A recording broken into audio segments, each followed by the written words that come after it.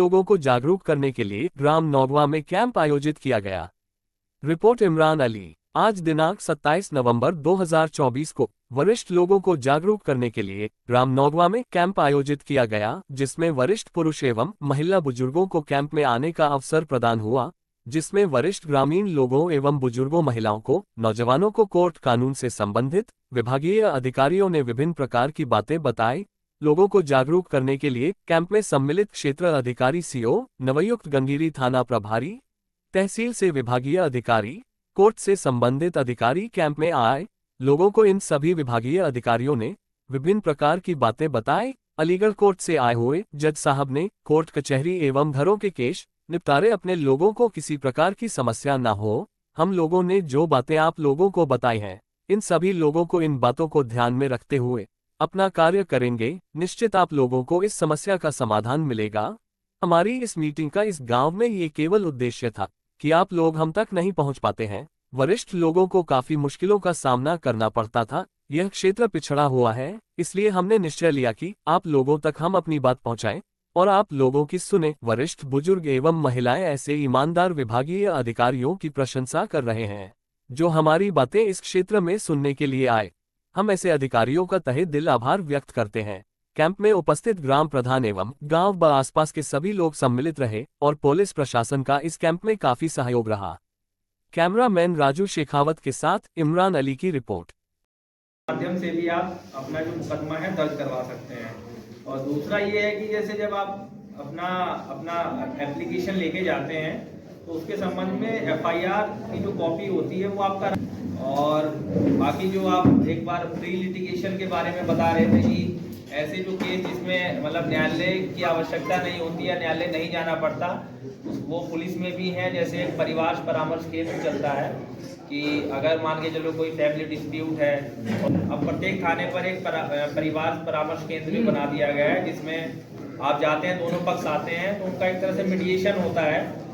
1 तारीख लगती है, 2 तारीख लगती है, और मुझे तो अभी 2 ही महीना हुआ है। मैंने देखा है कि अधिकांश मामलों में वो समझौता हो जाता है। जब बैठ के आपस में बातचीत होती है, आप दूसरे का पक्ष सुनते हैं, उसका सुनते हैं, तो एक तरह से मीडिएटर की भूमिका भी निभाते हैं। तो एक तरह से मीडिएशन है, उसमें ना तो कोई मुकदमा दर्ज होता है और वो सॉल्व भी हो जाता है। और हमारे साथ थाना समाधान दिवस होता है। आप अपनी एप्लीकेशन लेके आते हैं, अपनी समस्याएं लेके आते हैं। वहाँ पे जो राजस्व विभाग के लोग हैं और अन्य विभाग के लोग हैं वो भी आते हैं, तो वहाँ पे भी काफ़ी समस्याओं का समाधान हो जाता है। ऐसे ही तहसील समाधान दिवस है, आपकी कोई जमीन से संबंधित मामला है, और मैंने देखा है कि 100% तो नहीं बट अधिकांश मामले सॉल्व हो जाते हैं। तो एक तो न्यायालय का समय भी बचता है, क्योंकि वैसे ही न्यायालय पे इतना ज़्यादा बर्डन है, और उसमें आप किसी संबंधित है। अभी गवर्नमेंट ऑफ उत्तर प्रदेश ने एक मिशन शक्ति अभियान चलाया है। उस मिशन शक्ति में 9 स्तंभ हैं। उस पर पुलिस लोगों को जागरूक करती है, महिलाएं संबंधी जागरूक करती हैं। जैसे उसमें ऑपरेशन 55 है ना, और एक ऑपरेशन कवच है। जैसे ऑपरेशन कवच का मतलब आप ये समझिए, जो फाइल न्यायालय के समझ 14 तारीख को या उससे पहले भी न्यायालय में मेरे समझ पेश करा सकते हैं, या किसी भी कोर्ट में अगर आपका अलीगढ़ चल रहा हो तो वहाँ पेश कर सकते हैं, या फिर आपका किसी अन्य जिले में चल रहा हो तो 14 दिसंबर को लोक अदालत लगेगी, उसमें आप अपना दावा पेश कर सकते हैं। हम लोगों के बीच सुलह हो गई है, अब हम लोग मुकदमा चलाना नहीं चाहते हैं, तो आप लोगों का वो सुन करके आप लोगों पर आदेश पारित कर दिया जाएंगे।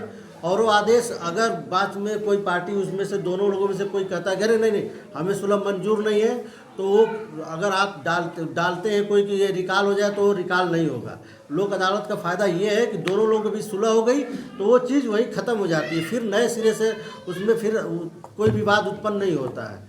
और ये है कि आप लोगों का अगर कहीं किसी का मुकदमा चल रहा हो, या फिर किसी के खिलाफ एफआईआर दर्ज हो गई हो, या आपने कोई थाने पर एप्लीकेशन दिया, क्या कार्रवाई हुई क्या नहीं हुआ, अगर एफआईआर दर्ज हो गई है तो आप उसे थाने से या फिर न्यायालय में भी आकर के पता कर सकते हैं कि आपके खिलाफ मुकदमा है या नहीं है।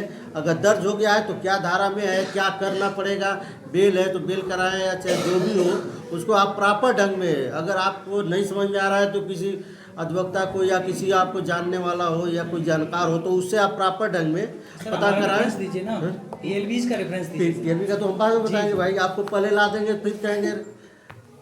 तो अगर आप किसी को पकड़ते हैं तो अगर वो प्राइवेट व्यक्ति है तो वो कुछ कहता है तो उसके बाद आप अधिवक्ता के पास जाएँ, वो नहीं बता पाता है सही। तो हमारे PLB हैं, थाने पे हैं, तहसील में हैं, हर जगह लगभग हैं, हॉस्पिटल पे हैं। तो आपको जिस प्रकार की समस्या, तो ये PLB लोगों का यही काम है कि सामान्य लोगों की हेल्प करना, जो जिनके विषय में नहीं जानकारी है कि कैसे मेरी मदद हो पाएगी, तो उनकी हेल्प करते हैं।